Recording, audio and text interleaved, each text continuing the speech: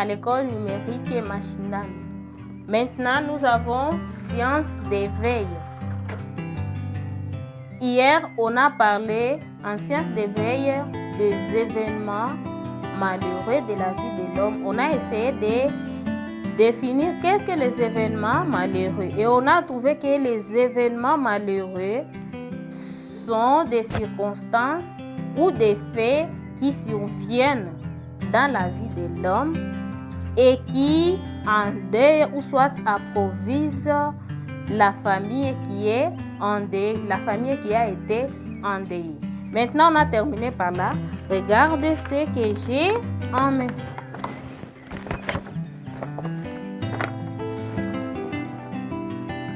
En voyant ce que j'ai en main, vous allez remarquer que j'ai les dessins d'une croix. J'ai dessiné la croix. Maintenant, je pose la question, où est-ce que nous trouvons la croix? Nous trouvons la croix sur des cercueils ou soit là au cimetière sur des tombeaux.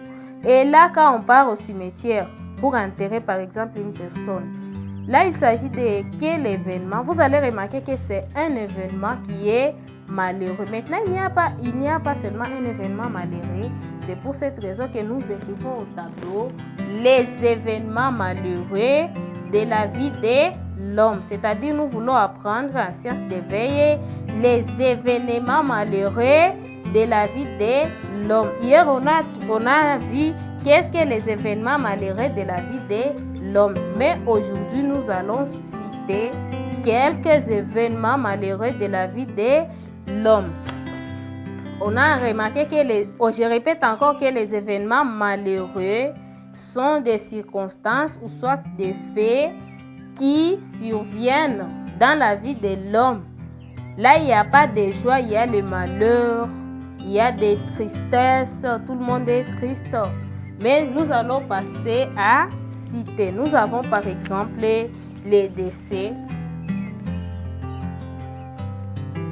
Les décès. Les décès, c'est un événement malheureux de la vie de l'homme. Les décès, quand une personne est décédée, c'est-à-dire la personne est morte. Là, c'est tout le monde qui pleure. On est triste. On est dans le malheur parce qu'on a perdu quelqu'un qu'on connaissait, quelqu'un, un membre de la famille. Nous avons, à part les décès, nous avons le pillage.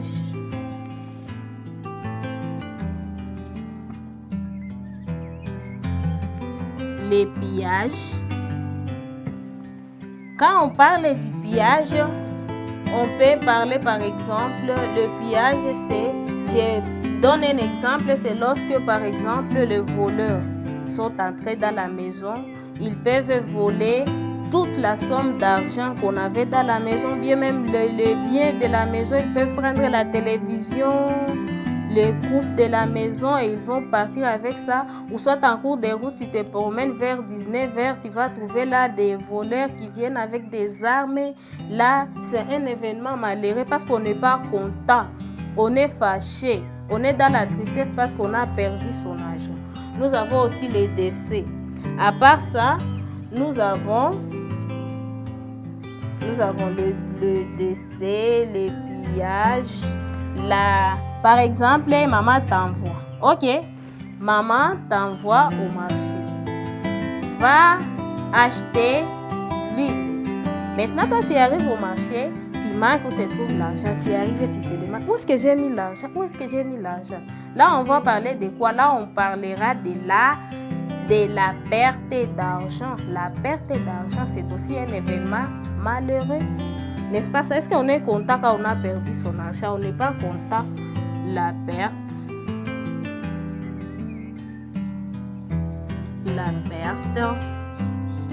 d'argent.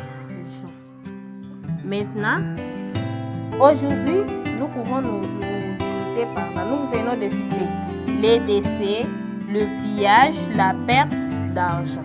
Pour aujourd'hui, on peut se limiter par là. Mais aussi, on vous conseille, lorsque ces événements arrivent, nous devons prendre courage. Nous ne devons pas être déçus. Nous devons aussi recourir à la force divine.